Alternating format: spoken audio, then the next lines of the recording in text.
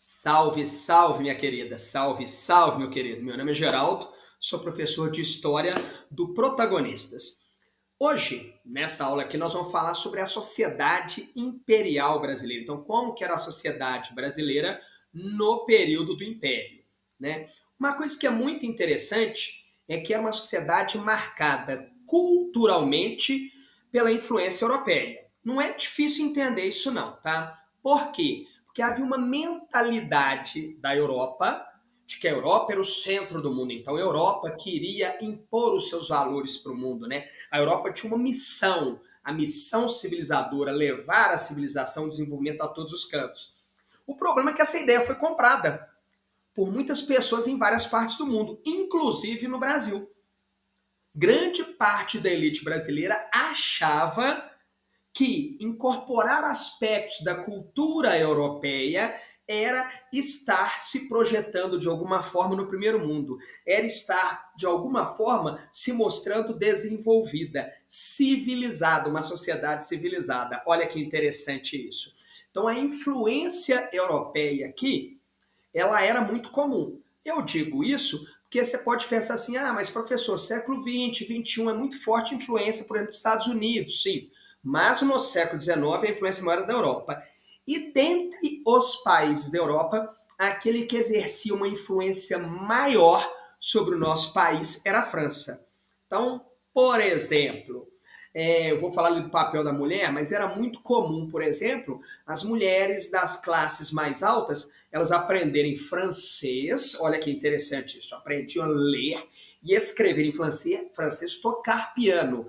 A roupa usada aqui pelas elites era padrão francês, até porque a França já era, aí no século XIX, uma referência de moda para o mundo, né? De padrão de moda para o mundo.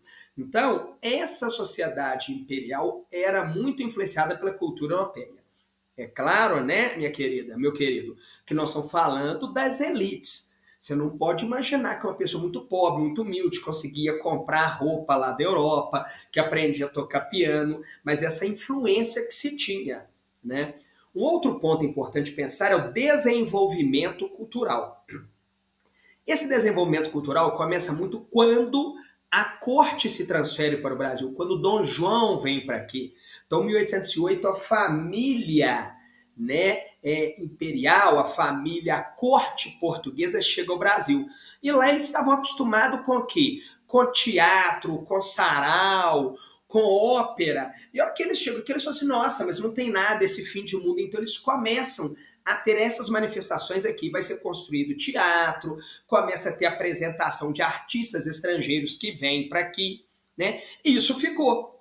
Quando Dom João vai embora e o Brasil se torna independente, essa elite brasileira começou a experimentar isso. Então, no século XIX, era muito comum ter teatros, né? Ter sarais de música na casa das pessoas iam, e uma tocava um instrumento, outra outro, ou então lia uma poesia, outro lia outra poesia, sabe? Então, isso se tornou uma tônica comum na cultura brasileira. Um outro ponto que é muito interessante é o processo de urbanização. Bom, aí vamos entender um pouco melhor. Qual que era a base da economia brasileira? O Brasil era e até hoje tem como um forte componente da sua economia a agroexportação. Tranquilo? A agroexportação. Tudo bem. Então, qual que era a principal atividade econômica no Brasil imperial? Até 1830, o principal produto era cana-de-açúcar. A partir de 1831, o café se torna o principal produto da economia. Isso tem uma importância, inclusive, nessa sociedade. Promove uma mudança na sociedade. Nós vamos discutir um pouco isso, tá? Então, o café se torna o principal produto. Bom, tanto a cana quanto o café são produtos agrícolas. Só que o senhor de engenho e os primeiros cafeicultores, até por volta de 1850, as cafeicultores ali do Vale do Paraíba, né, região principal no Rio de Janeiro, eram uma elite econômica, uma elite agrária que vivia onde? Nas fazendas, né? Então, a sociedade que predominava no Brasil era uma sociedade o quê? Rural. A elite se concentrava nas fazendas, ali tinha os seus escravos, seus agregados, né? Por volta de mais ou menos 1850, o café começa a se expandir para o oeste paulista. E aí surge ali um outro tipo de cafeicultor, com uma outra mentalidade. Esse cafeicultor, primeira coisa, ele vai usar trabalho escravo, mas também trabalho assalariado. É um cafeicultor, esse do oeste paulista, que não investe só em café, investe em outras atividades econômicas, como comércio e até como indústria. Ele tem uma mentalidade mais capitalista, mais empresarial. Então, inclusive, ele vai ser um defensor da abolição da escravidão, porque ele tem uma visão de capitalista, de mercado, tá? Mercado consumidor. Se acabar com a escravidão, nós vamos formar um mercado consumidor interno. Isso vai ser interessante, apesar do café ser voltado para o mercado externo, mas esse cara está investindo no desenvolvimento do comércio e da indústria interna no Brasil. Tá? E esse indivíduo, ele é um indivíduo que ele começa a migrar do campo para a cidade. Ele fica uma parte do tempo na sua fazenda de café, tá? No campo. Mas ele vai ter casa na cidade. Essa casa na cidade, onde vai ser o escritório dele, onde ele vai fechar negociação sobre o café, né? Então ele é uma elite econômica que começa a transitar entre o campo e a cidade. Por isso a gente fala de um processo de urbanização. Nós não estamos afirmando aqui que no período imperial, no século XIX, o Brasil se tornou predominantemente uma sociedade urbana. Para muitos autores, isso só vai acontecer de verdade, tá? Metade do século XX, lá para 1960, 70, por aí, tá? Mas já começa essa transição da elite, do campo para a cidade. Então você começa a ter um desenvolvimento urbano. Inclusive o que eu falei para vocês, que esses teatros, essa ópera, essas coisas todas eram onde? Nas cidades, não era no campo, entende? É interessante que aqueles casarões antigos lá do século XVI, XVII, eles começam a dar lugar àquelas mansões, elas vão ser construídas nas cidades, né? Aquelas casas gigantescas, você entendeu? Com uma pompa enorme, porque o cara quer mostrar seu poder, sua influência, né? Então, por exemplo, é uma mudança interessante no Brasil, né? É que você começa a ter um processo, olha que interessante isso, de iluminação das cidades. As cidades eram muito escuras, não tinha iluminação, então as cidades à noite eram um caos. Além da falta de segurança, você praticamente não conseguia realizar nenhuma atividade econômica à noite. Se você tinha que sair com tipo um lampiãozinho, que seria uma lanterna. E no século XIX, por volta de metade do século XIX, você começa a ter um processo de iluminação das grandes cidades. Rio de Janeiro, Salvador, Recife. Então começa um processo, né? Óleo de peixe inicialmente, depois lá no Rio de Janeiro, o Mauá vai colocar iluminação a gás, mas ainda assim, olha só, as cidades se tornam mais atrativas, inclusive à noite, porque oferece um pouco mais de segurança, né, e visibilidade, você consegue enxergar as pessoas, você não conseguia sair. Então você pode desenvolver atividades noturnas. Olha que interessante isso. Você pode desenvolver atividades noturnas. Olha como que está tudo influenciado ali, ó. Questão da cultura, mas a cultura atrelada principalmente essa questão da noite, de teatro, ópera, essas coisas. E nós temos também ali um outro elemento muito importante, é a mudança no papel da mulher. Bom, a primeira coisa eu quero pontuar que o Brasil era, no período lá colonial, tá? Quando começa a colonização do Brasil, o Brasil é aí, nesse momento da sociedade imperial, e é uma tristeza minha falar isso, o Brasil ainda é hoje uma sociedade patriarcal. Então vamos entender o que é isso. O que é uma sociedade patriarcal? Sociedade patriarcal é uma sociedade marcada por privilégios de homens. Olha que interessante isso. Como assim, Geraldo? Eu tenho, por exemplo, eu tenho 3 filhas de verdade, tá? Eu não tenho filho, mas vamos supor que eu tivesse agora um filho. Minhas filhas já são todas adultas e tudo. Vamos supor que eu tenho um filho agora. Quem é que vai herdar todos os meus bens? Meu filho homem, mas ele é o mais novo, Geraldo. Mas os homens têm privilégios, olha que interessante. Quem é que podia participar da política?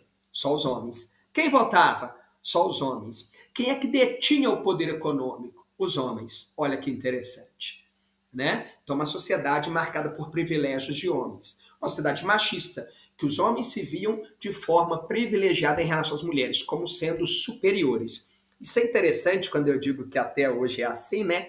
Porque eu cresci numa casa que era assim. Meu pai falava assim, olha, amanhã, né, se você hoje dormir na rua ali, ele brincava, falava, esse cachorro lambendo sua boca, amanhã você vai acordar e vai ser o mesmo homem. Mas a sua irmã, dependendo do que ela fizer na rua, ela não será a mesma mulher amanhã, ela será falada. Então eu cresci numa casa que tinha isso. Ou seja, você, homem, pode fazer coisas que a sua irmã, que é mulher, não pode fazer. Então, até hoje, o Brasil ainda é uma sociedade patriarcal, né, que coloca os homens em situação de vantagem, em uma situação de superioridade. É claro que nós temos que combater isso, a discussão não é se eu concordo ou não, porque eu discordo, mas só para entender. Mas por que eu estou falando isso? Porque ali no século XIX começa uma pequena mudança do papel da mulher. Eu não estou dizendo que a sociedade deixou de ser patriarcal, mas a mulher começa a ocupar um espaço maior. Vou te dar um exemplo bobo. Mulher da elite mesmo, tá? Antes, lá no período colonial, antes aí desse momento, como que funcionava? Era muito comum o homem, se ele tinha visita em casa, por exemplo, um almoço, um jantar, os homens jantavam e as mulheres não se sentavam à mesa. A dona da casa, olha que interessante isso, hein? A esposa do cara, eu tô falando dele, tô falando de pobre, não. Ela não se sentava à mesa para jantar com o seu marido e os convidados. Ela só comia depois que o homem terminava de comer. Olha que coisa interessante, maluca. Nesse momento aí, né, essa elite que está indo para a cidade, que está com outros valores, gera como uma família toda se reunir ali para almoçar. Então a esposa, com os filhos ali. Então se tinha uma filha que sabia tocar piano, ao final, antes do jantar, ela tocava o piano, eles ficavam olhando aquilo, admirando. Então a mulher começa a ter uma presença maior dentro do próprio lar dela, dentro do próprio espaço social da casa, que é a sala. Porque uma coisa é quando a mulher está na cozinha e está no quarto. A sala é um espaço social da casa. Então as mulheres passam a ter essa participação.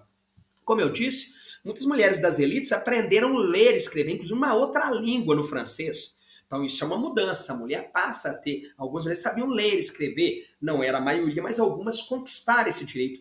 E algumas começam até mesmo estudar mesmo, assim, sair para estudar na Europa.